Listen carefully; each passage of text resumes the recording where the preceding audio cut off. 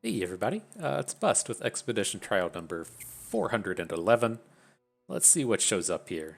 And all right, we got Xerath. I'm not feeling too strong about Xerath, but we have to get at least one video together for him, uh, and so this is going to be it. And so, if you're not familiar with like the win rates of things, I can't remember what his is in constructed, but I'm pretty sure it's horrible. And then like as you see the win rates show up with LOR Guardian, like they're kind of inflated since people that using LOR Guardian tends to just be the ones that care about Expedition, so they tend to be better at Expedition than just kind of your average opponent. And then Xerath still doesn't even have a 50% win rate amongst the LOR Guardian users, and so he is an uphill battle here. And so I thought that he might be kind of okay. He is like a little understated, which is makes him kind of just like a landmark in and of himself. But these like recurring sources of damage seem like they should be kind of decent, but just apparently not not so much with Xerath. And so we'll dive in and talk about this a little bit more. Not the worst start with a rock hopper, but let's get him on this pulled up on the site and talk about him a little bit more. So excuse me, if you're not familiar with where we're at, we're just over here at ftpbus.com. That's where I keep all of my expedition related content just in one place. Here we'll just be on the expedition helper or the main page, however you would like to find it. We'll go down to this little drop down box and make our way to Xerath. And so, yeah, there's like with him, of course, if you're trying to get him to flip, then you have to be destroying landmarks. In my opinion, the best way to be destroying landmarks is with cards like Rockhopper. And so Rockhopper is going to generate a Roiling Sands.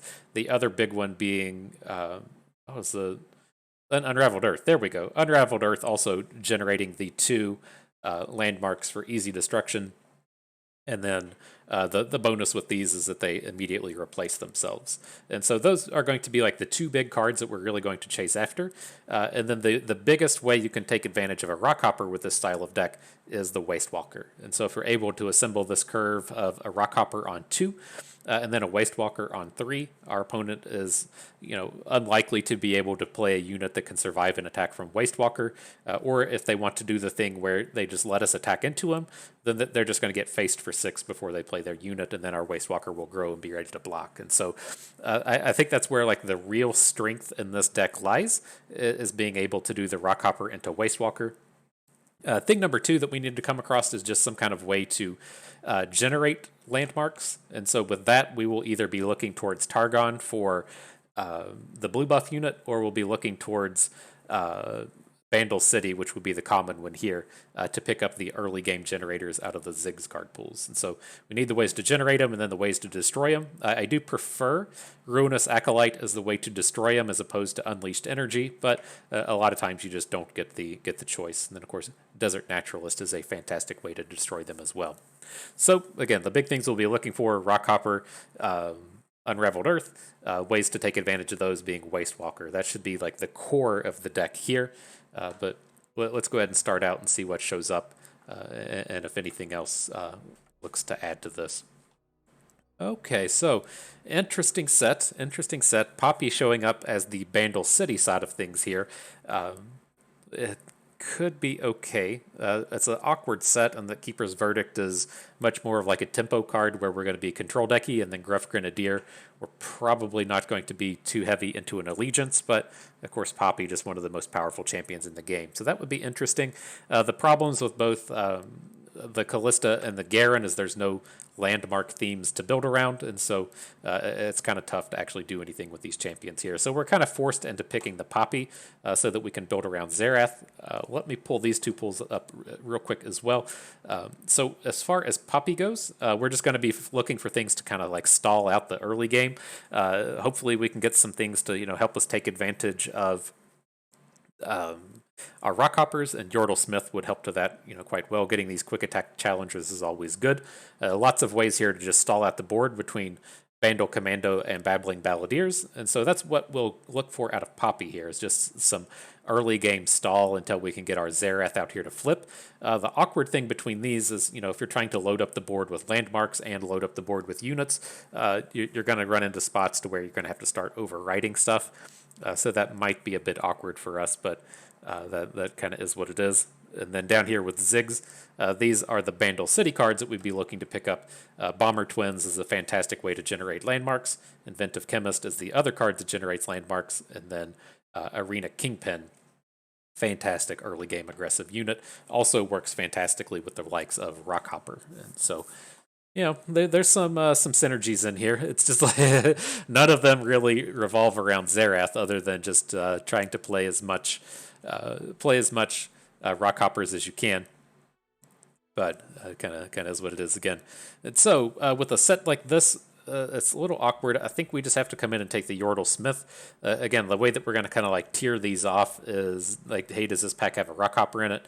And if it doesn't, then we'll just have to try and figure out something else. And so there is a touch of argument to come down here and try and pick up Slayers. There are Rockhoppers in the Slayers card pool, so that would be a way for us to try and get multiples of these things going. But I just don't think that's quite going to play out here today. All right, so with this one, we're not taking the Elites cards. We're going to stay away from Demacia. We're definitely going to focus on our Xerath today. So if we're getting a Clockwork Curator, I want to take the one with Saltspire. As abysmally bad as Saltspire and the other Rock Bear cards are, they are better than Devoted Council. So welcome to the Team Rockhopper. You're not Rockhopper. Here's Rockhopper, though. We're stuck taking this. We're going to go above and beyond and as far and as wide as we can to pick up every Rockhopper we see. And so this is what we're forced to take. I'd like to take this Chemist in the Kingpin, but he is just the Rockhopper is just the actual core of this deck. Okay, but here's the combo. We at least found the combo in here, at least one copy of it with the Rockhopper and the Wastewalker. Looks good to me. Okay, so... interesting set. So if we're going to take advantage of our Rockhoppers, again, this is the big thing we're doing. I'm looking towards Arena Kingpin, but we do have like the Cavalier Balladeers as ways to use it as well. The Cavalier, if it had like 2 attack, I would think it would probably be like reasonable, but I think he's just a little small here. So we'll take the Kingpin along with the removal spell. Or can we pass on these Unraveled Earths though? Like the only ways that we have landmarks up to this point, we have the 3 Rockhoppers, an Hourglass, and a Saltspire. Man, I hate passing on these cards just to pick up like Unraveled Earths. I'm going to let it go. We'll pick up the Kingpin here. Okay, well, this at least makes up for it a little bit with the 1 and the 2 landmarks. Looks good to me. What is this? Don't think we can really play to the construct here today. It does work out with like some of the themes we have, like generating these obelisks. Obelisk plays fantastically with Yordle Smith, but the time in a bottle is quite weak. Explosive minefields are also pretty weak, though. All right, well, let's pick up the construct here. Hopefully we can just trade away the time in a bottles. Okay, so I don't want any more Keeper's Verdicts. We'll let that go. I'm just looking towards Sandswept Tomb now. Like, we're pretty lacking as far as late game is concerned, and so I think we're going to have to just pick up something with this. So let's add in the Tomb. Here's some late game in the Risen Altars. Oh, cool, there's 2 of them. And so we have the choice if we want to go with the Ruinous Acolyte or with the Rock Bear. And given that we have like half of an Acolyte at this point, right? We only have the single construct. I'm just going to pick up the Rock Bear version here. This Acolyte theme has just not come together. Well, then we immediately take one in the next pack. I'm not passing on the Wastewalkers. These are just way too important to our deck. Okay. Well, I'm not opposed to picking up Preservariums and Clockwork Curators. I wanted to stop and see what our countdowns look like. Hourglass doesn't count. We have 1 Rock Bear, 1 Saltspire, right? Saltspire's down here. Yeah. Well, I think that's going to have to be okay. Don't want the construct. The contraption's pretty meh. All right, Preservarium. And for our last one, well, we don't have any landmarks. I don't think we want to take the right. We're just kind of like all in on the Rockhopper plan. So let's just pick up the early game units here.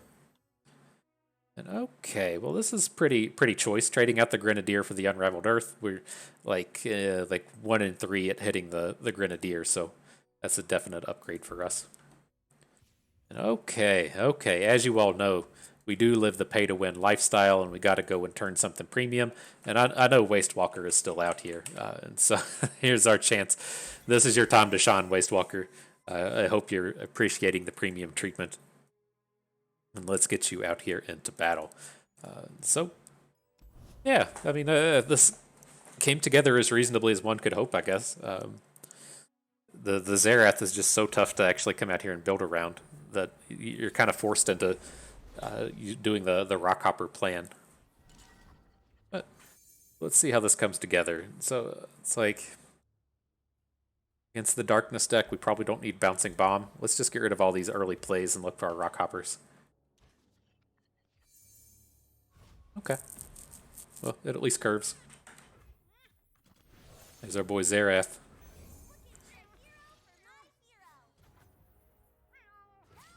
This would be much better if we had all those Bandle Commandos and all the Balladeers. It gives a lot of fits to the Darkness decks.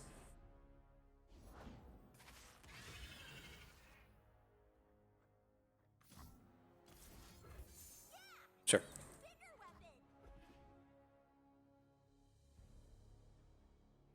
We didn't really have a play this turn anyways, so yeah, nice to get rid of this.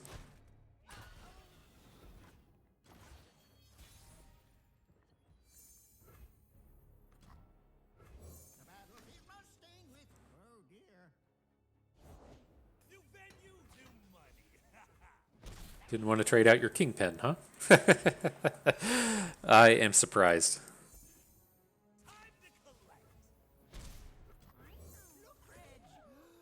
Okay, well, I'm going to say, well, hopefully aggro a little bit better than this guy. Generate the spell mana is fine. And I think we're back to having to open. Risen Altar. Ready for that to do some work.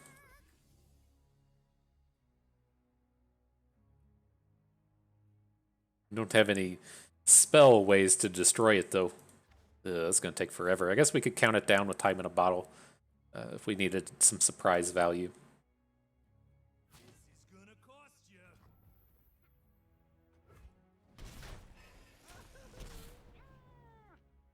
Should give them tons of fits, though. Alright, we don't have an answer to Senna. So we definitely want to bank 2. Or have 2 banked. Well, we don't have to, right? We could just go into the next turn and not have to worry about that. But I'm still leaning towards just adding the Preservarium. Xerath doesn't do very much here. It's only a 2 damage Darkness, though. Maybe he would be a nice distraction.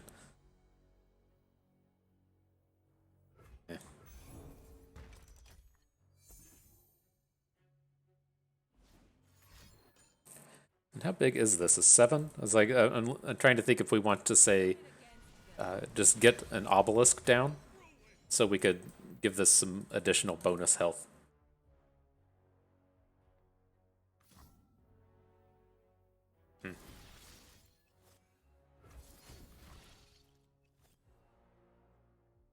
Okay.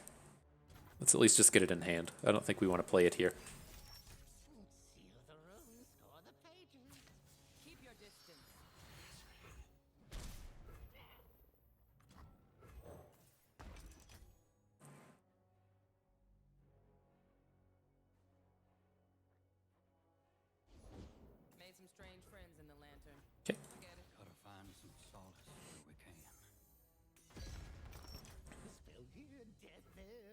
How much of this can we get going? We have 10 mana. We can add Wastewalker. He only lost out on one point of interesting this turn.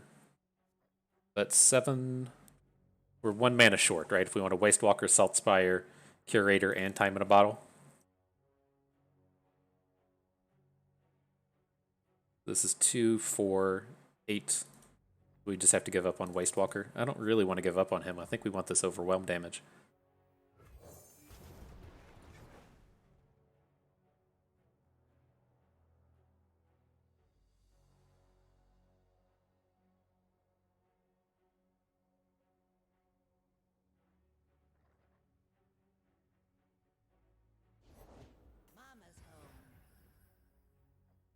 The Acolyte is kind of small here. but I think I'd rather just get a burst attack in. Well, I mean, we can switch to using the obelisk as well. No, we can't count. We can't count that down fast enough.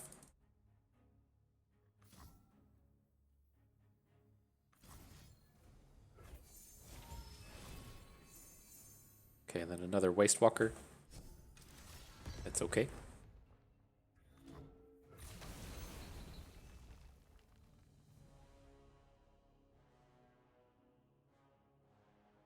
All right, we're getting there. We're making some progress. Get both of our Waste Walkers going. Then we have some protection in the hourglass. No. No. No, sir.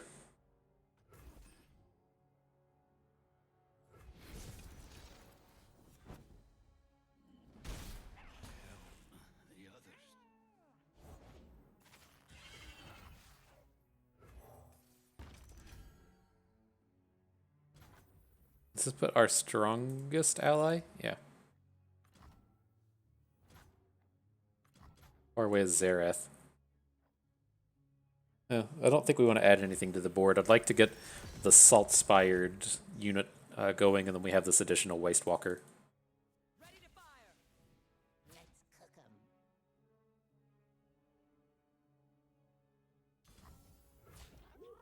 'em. Okay. This Owlcat's never getting in for damage.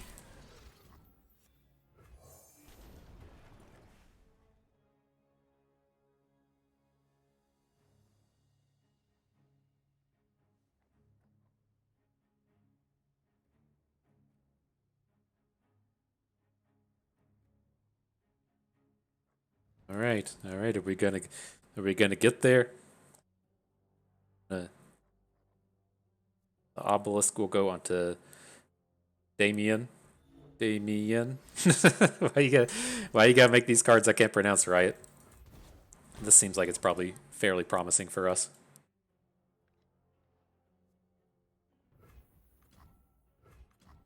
So we want to destroy, so we can, if we curate the Salt Spire, it'll get the unit on board.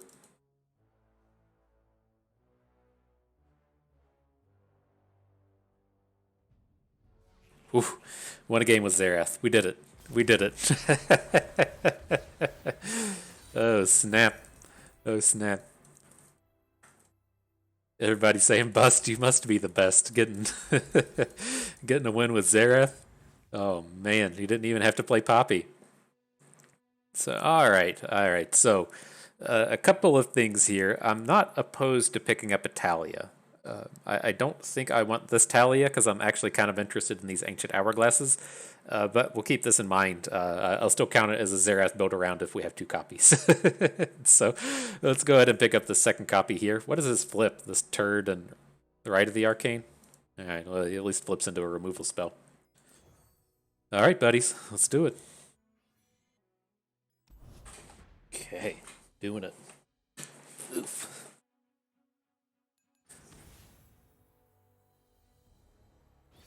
I wonder how scared people get when they see the Xerath just show up. They're like, oh shit, this guy won a game. Oh god, he won a game with Xerath. What am I in for?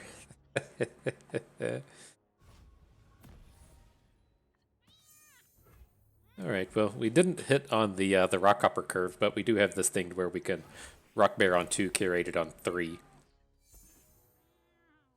I think that's probably the way to go. No, we got to get in front of the Glory Seeker.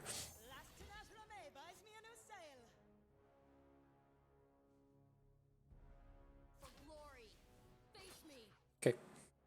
Premium on premium. Nope. Change your bound. Yep. Nope. Yes. No. All right. All right. Let's get the Balladeers down. They have the most potential for a good combat this turn. If he passes, I'll just pass, and then we can start doing the Rock Breaker plays or the Rock Bear plays a turn from now. Okay.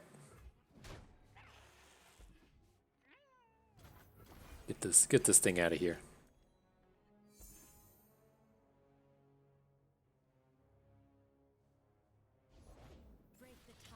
Riven.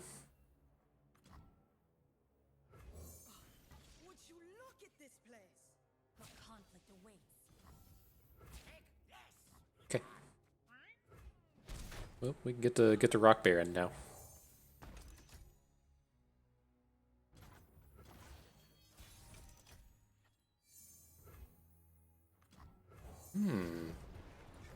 That was a spicy draw.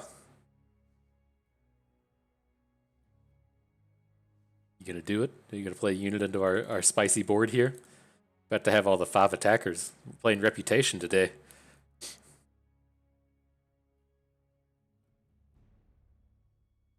The premium Wastewalker knows when to show up. Oh, he's gonna do something not fun. I can already tell. F. Evil. You just say, hey man, why don't you try to have fun today? F you, buddy. F you. We will not be having fun today.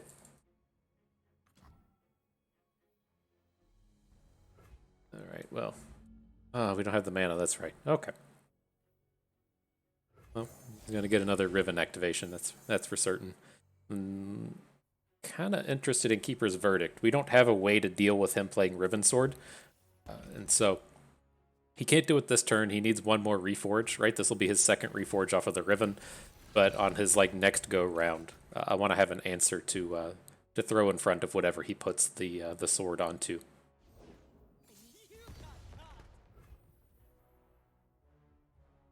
Less than ideal. Let's protect everything though. We can curate our ancient preparations. That'll make the Wastewalker a 6/6 protector from Glory Seeker, and then it also saves things from the any Rock Bear shenanigans next turn. It's kind of frightening. If he has +2 attack sword and quick attack sword to take down our Wastewalker, then kind of whatever. But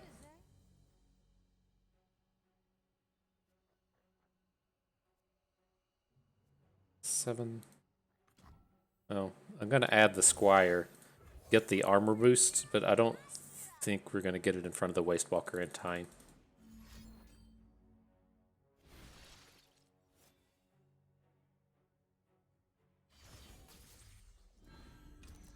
Bonus health, okay.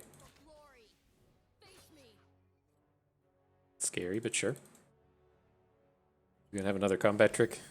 +2 attack, no quick attack, please. Quick attack is abysmal.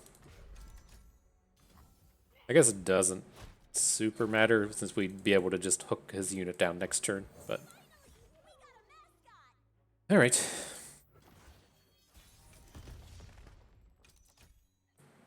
Welcome to the party, Rock Bear. No, this is this is bad. We are super far behind. Want this plus attack on our Rock Bear now. Okay.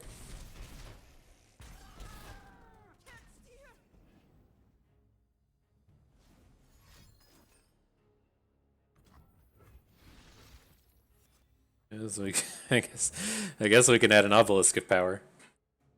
Ugh. Ugh. Mouth noises. This does not seem good.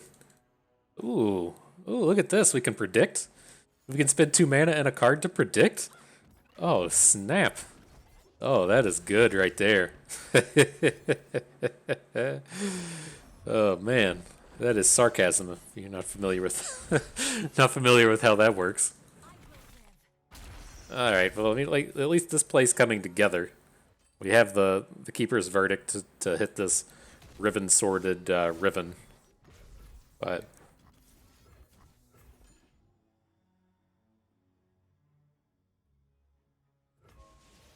so that can happen. These attacks are ignorable. And then we just need to come in for a lethal next turn.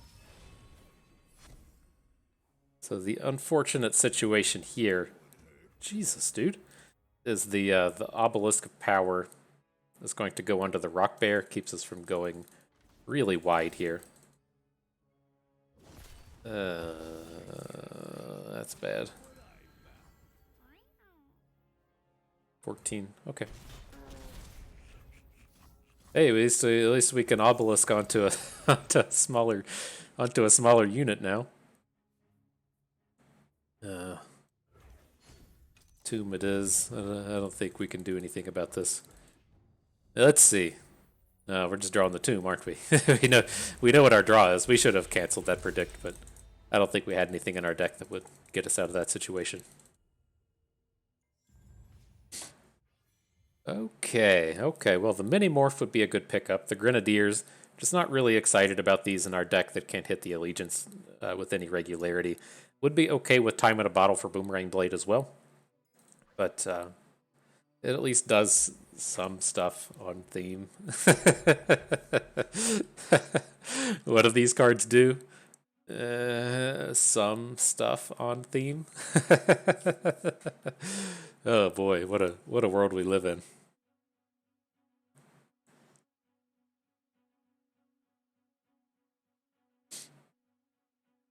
All right.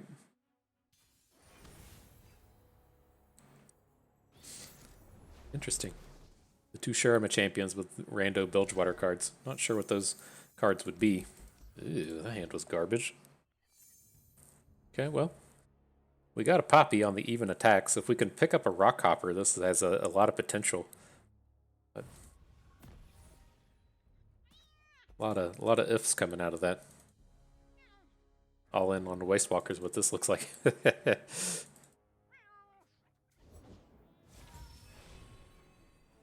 So how does this timing work on the Obelisk? We'll play it now, then it will activate on the 4th turn. Okay.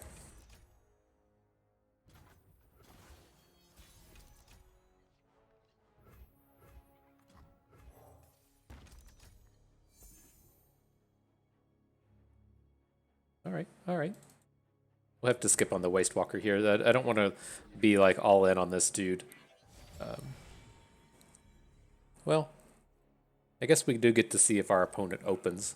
But it's like if we make it too big, it's not going to get any bonuses from Poppy. I'd rather spread out the stats and get the bonuses from her. All right. Not anything in these factions that would be able to kill this. We love it when they run. Okay.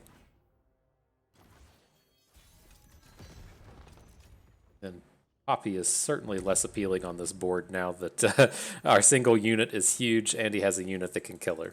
So we'll let that slide for just a moment. The Kingpin's a good attacker, but I don't think that's what we're shooting for here. Let's get this attack in and then just fill out the board with the Balladeers. 2 for 1, sure. Well, I guess it's really a 2 for 2 here in the sense that we had that Obelisk on the first turn. It's like I'd like to get Xerath going, but we just don't even have any landmarks. Okay.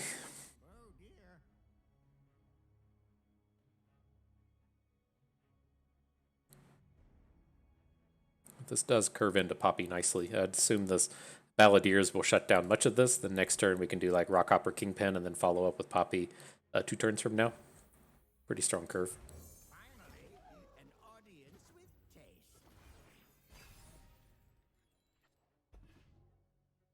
There's our way to activate activate Xerath. We want to go for the flip.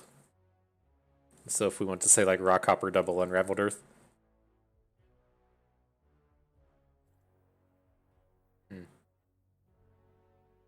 I don't like it. I'd prefer to just be going after poppies here.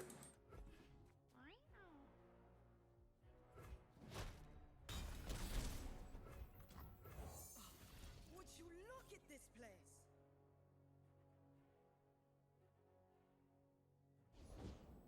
What is it for you? I got big plans. Look at that. Look at that lineup. Getting quick attack challenges in here.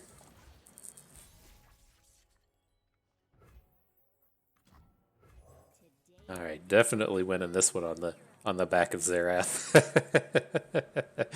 Way to do your thing, my man. He's close. He's close to coming down and maybe dealing a damage. Okay. We'll lose Poppy, but I think this is worth just the mountain of stats that we're getting.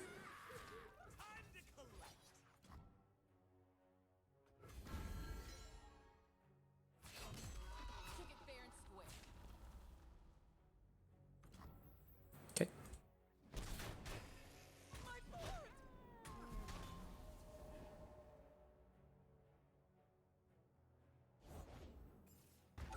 Sure. All right, all right. We'll get to play Xerath next turn. Threaten some roiling sands. Feeling it. I'm feeling it.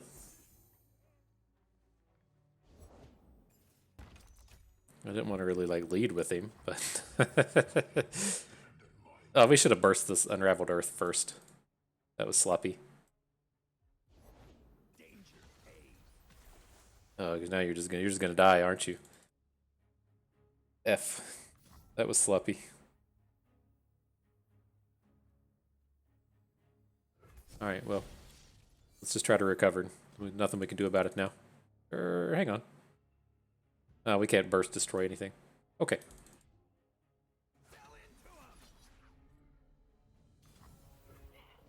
I'm sorry, Xerath. That one's on me. that one's not your fault.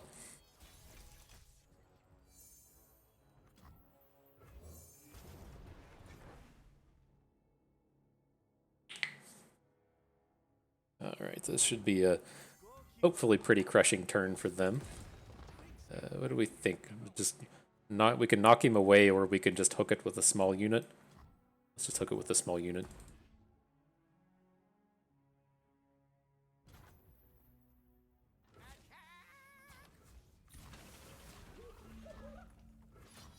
Oh, not that way. That's a little better. Pretty close to lethal, if not. Got the shaped stone in hand as well. So if he blocks the 5 down here, he's looking at 12 on board.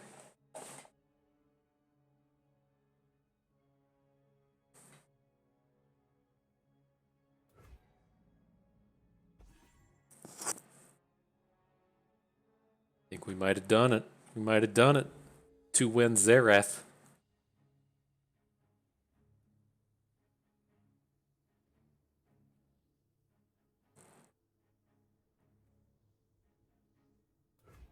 That's it. That's the rage quit, isn't it?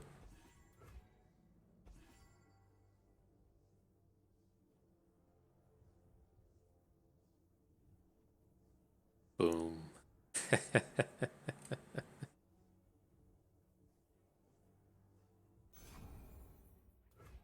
Okay. Oof. Nice.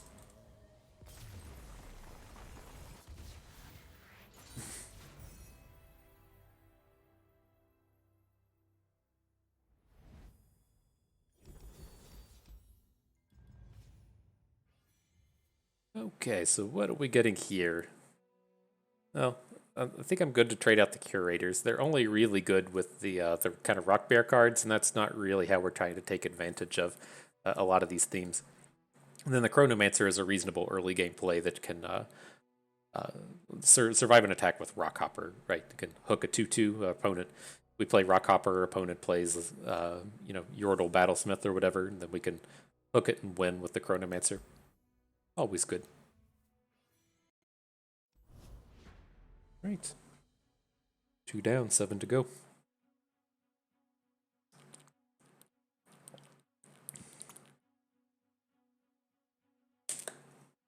I'm glad we at least got that Rolling Sands out of the way early.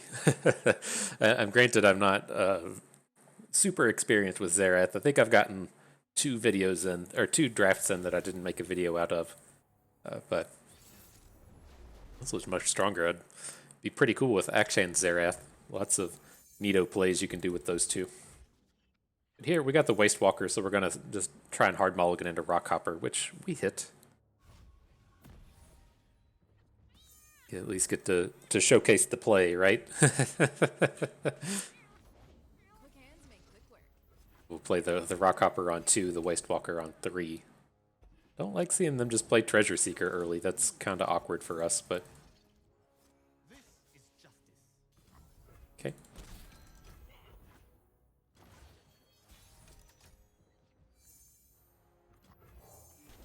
Get in there, boss. Oh, he goes for it. Alright. Alright. Let's just go ahead and get this trade with the Rockhopper as well. He's going to send the 2/1 in. I think I'm good to just empty out this board. We don't have like the Xerath to pick on his 1 health units, so Let's just let it be. And Poppy. Right, nothing we can do about that. It's our only unit at this point. Hi, Poppy. without some danger. To serve the greater good. Okay, you get in there and do your thing. You cannot run from absolution.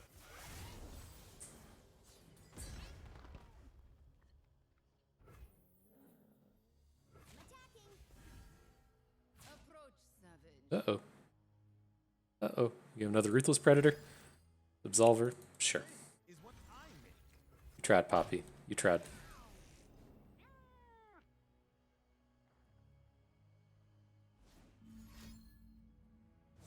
Hopefully we can start to overwhelm this board, though. We're going to get the tomb down now.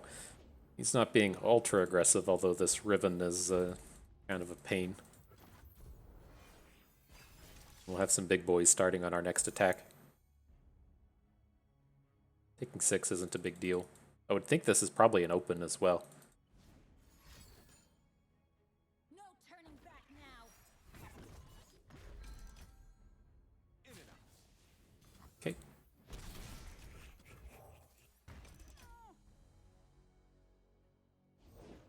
Sun's beneath me and winds behind me. I got big plans for this place. Alright, here come the biggest of boys. Let's start with the Unraveled Earth. See, maybe we'll get something here.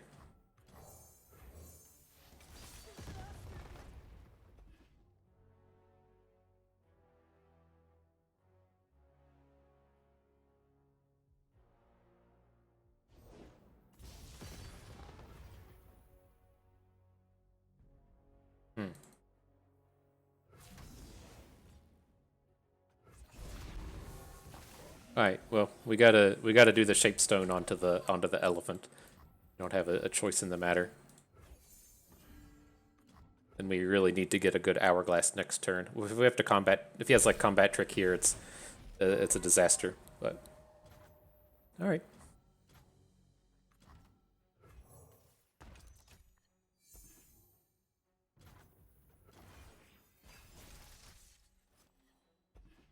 Xerath makes his appearance? Oh, snap. Oh, snap. Do your thing, my man. Are you going to get down in time? Victory requires a sharp blade. All right, well, you gotta hit the board. Oh, no. Let's be real. We need a bouncing bomb here.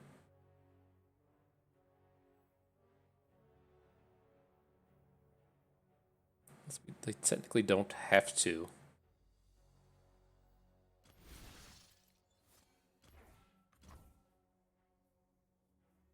Who's got to be his weakest one? Well, let's put it on Riven. Because if we do actually get the Xerath to flip, then we'll want the 3 damage to go onto Riven.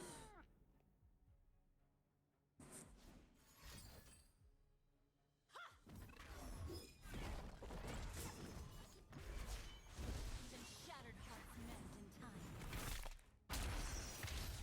in time. I think we're done though. I don't think we can beat the sword. Might be able to put enough health in front of it, but Only the finest serve.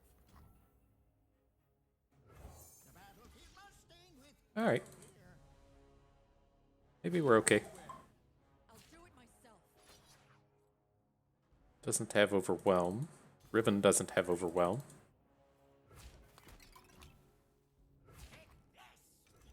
Right, we just fall to 6.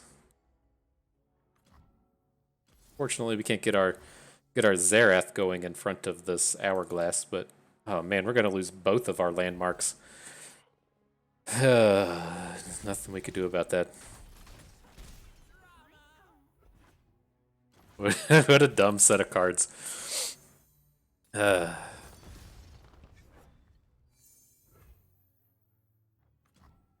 you alright, I guess we can kill something next turn with it. We at least get to see the animation, right? Let's restore the sun disk. And Thrumming Swarm. Well done, guy. So, I mean, this has to be our attack.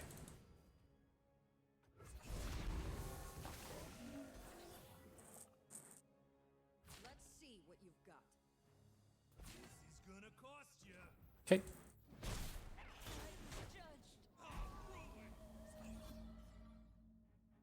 Alright, then we can play out the rest of the hand. Sure. He's just gonna open kill us, but... this is... I guess you can't be that mad. This is what you get for playing Xerath. These cards don't do anything. So let's skip over these. Add the Rock Bear. And we can do 3 damage to something. Well, no, we can pop a barrier. We can pop a spell shield. Alright. Sure. Alright, Xerath. Good job, I guess. It was close. He had an opportunity in there to where he looked kind of frightening, but...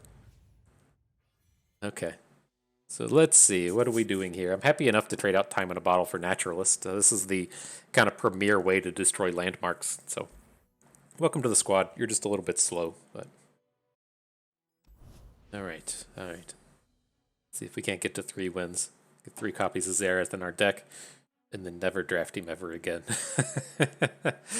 I would be okay with putting together the Sundisk deck. I mean, it's another garbage champion to add to a garbage deck. It's worth a shot, I guess. Oh yeah, here on LOR Guardian, these win rates are what I was talking about. Tom Kench has plummeted because there's no support for him anymore, but seeing all these champions, there's Xerath at 46.1%.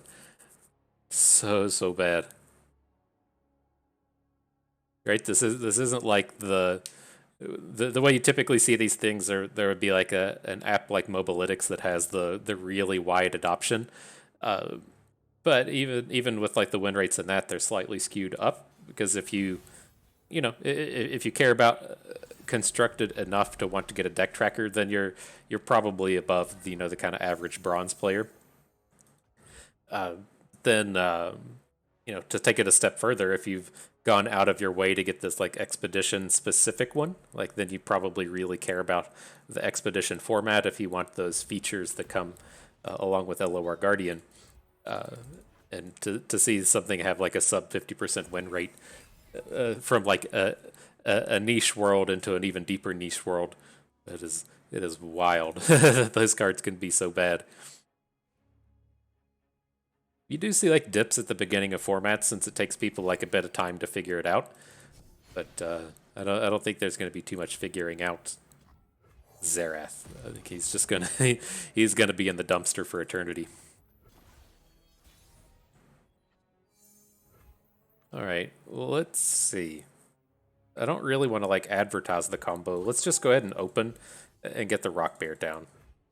I don't think we could pivot into playing Bouncing Bomb if he like drops Fiora or something, but can't imagine this is ever like a Fiora build around. Can't imagine it. Bandle City Fiora just no thank you. They do have like a couple strikes, I guess, but just actual no combat tricks outside of the Purple Berry Shake. No thank you.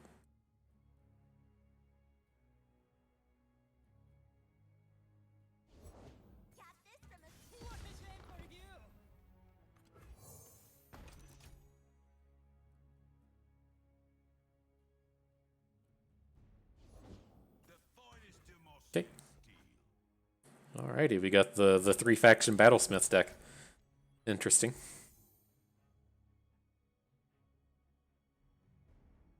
He's gonna play an elite. He's gonna. That's like that's the way life goes. They just. What?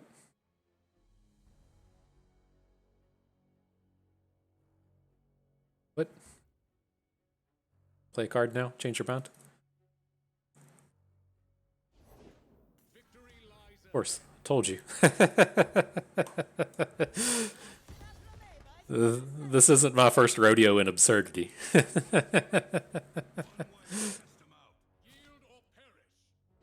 Oh, man. Good job, guy. What? All right, somebody's going tall, I guess. Don't have any really great options here, though. I mean, I think we just have to slam Poppy into this thing and hope we get a trade.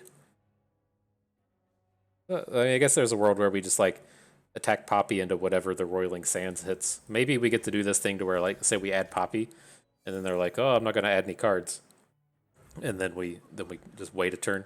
Can't time in a bottle this Rock Bear down now, though.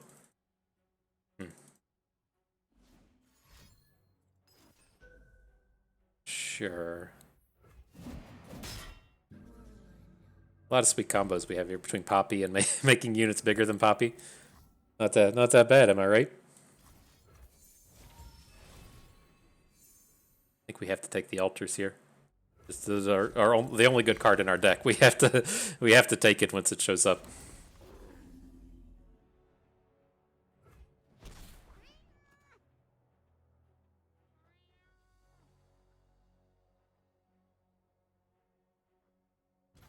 Okay, so I'm kind of counting on a Rock Bear plus Bouncing Bomb onto this first blade. So let's see if that comes together or not. Sure.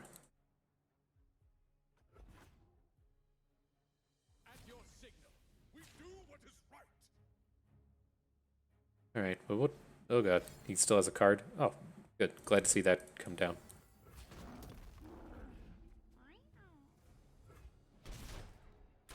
Oh, this is one of these games. It's a frustrating one, but it's gonna be tough to pull off.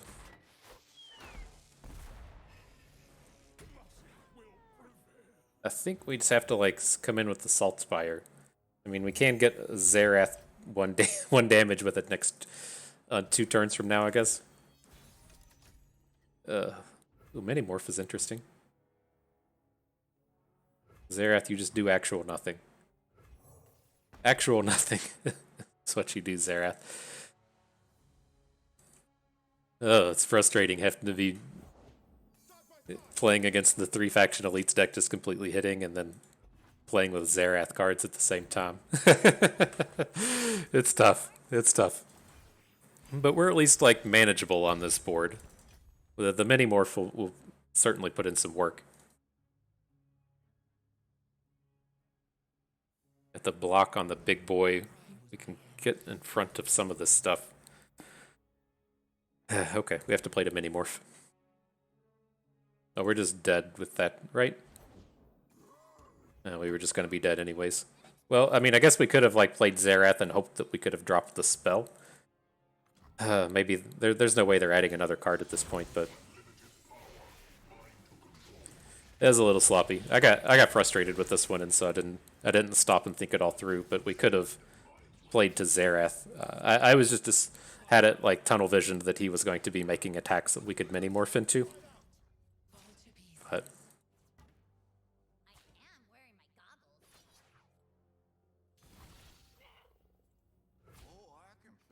yeah, we're dead either way.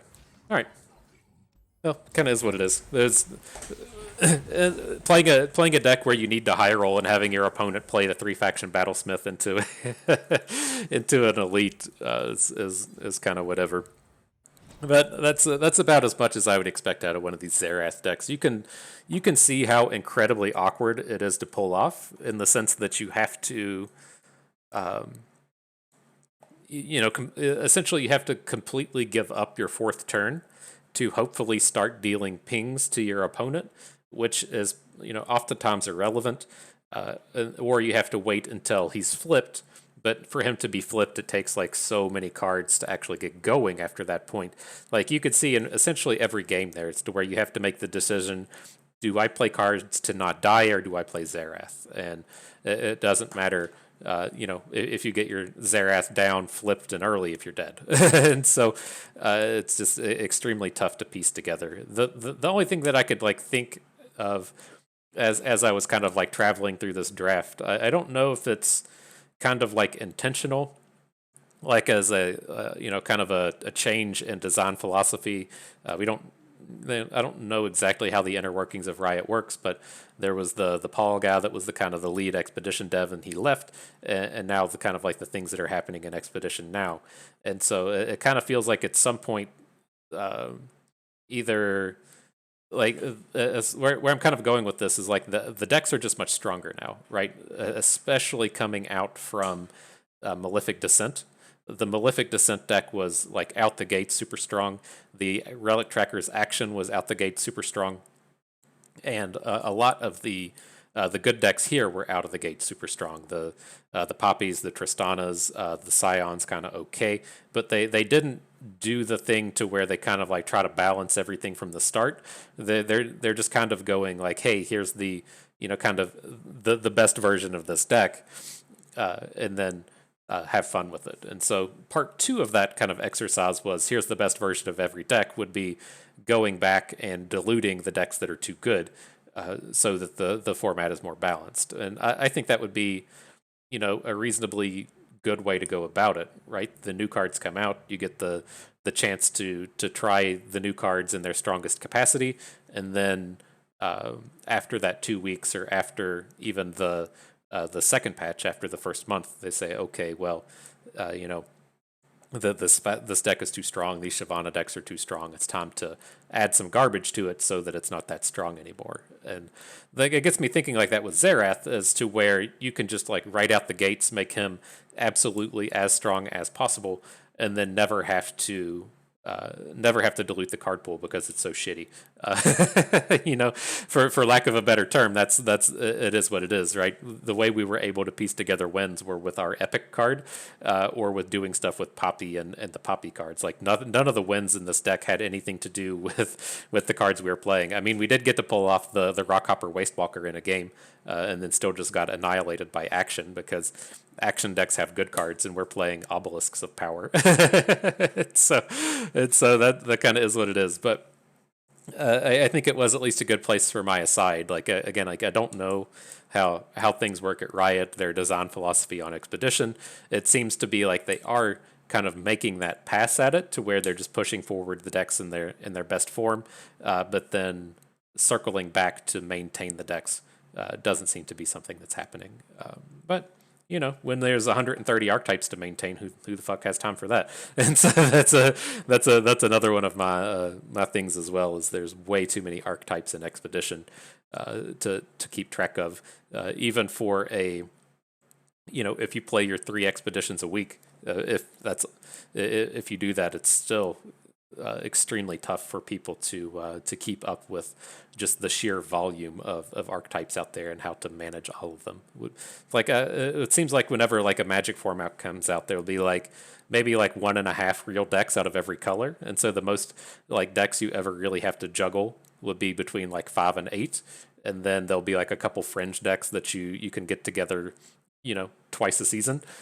Just so many decks in Expedition. There's just so much shit going on. I don't hear people like being frustrated about the amount of stuff going on, but you do see on Reddit a lot of people that just absolutely have no idea what's going on with the format. So it would be cool if it was a little more straightforward for the likes of those people. But nonetheless, I'm getting off on asides and tangents on tangents. Let's get back to Xerath here before we let the day go. And so again, I think we've like approached this in the way that you have to do it.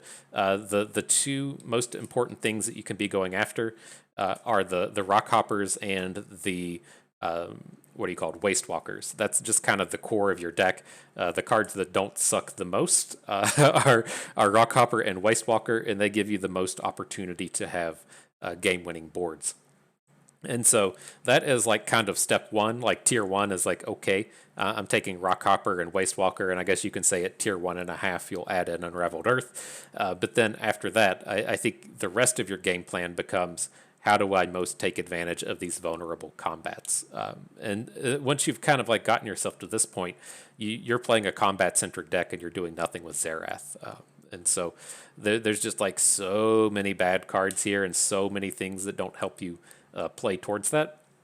that it's pretty tough to see like what you're supposed to be doing here. Like you can kind of see with like the Talia side of decks as to where it's like, all right, well you're gonna play a Rock Bear card and then you're gonna reduce it down to one countdown and then you're gonna copy it with Talia, and it's like you can kind of like piece together this chain of events that are like, okay, this is like really powerful in what you're doing with Talia, but you can't even do that with Xerath, right? There's no chain of cards to where you're just like, wow, I did A, B, and C, and now like a opponent is just dead from this massive thing I just did. Like it sounds like the best way to take advantage of Xerath is to just not play any Xerath cards, and so I'm not really sure what solutions are out there for him other than just not drafting him, because it is not a good archetype to be chasing down.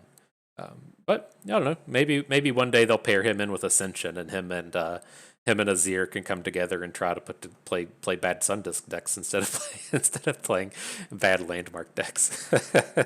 But all right, we're getting way off topic of the things here, so we're just going to go ahead and let it go. If you have had any modicum of success with Xerath, be sure to let us know down in the comments. Like if I'm just missing it, I'm not. That definitely wouldn't be the first time I'm just missing it. And so if you are having some kind of success, do let us know down there. I'll certainly give him another try if somebody says, hey, this is good. But as far as I can tell, this is most certainly not good. But yeah, that is going to do it for us today. Let's swing back to the app and see if there's anything to click on. Looks like we get to pick up a Yordle Gunner card back, and that is going to be it for the rewards. So that is going to do it for us today. I hope you all enjoyed the trial. You maybe learned how to bitch about Xerath a little bit better. You've had a good time watching and learned a thing or two along the way. This is Bust, and we thank you for being here.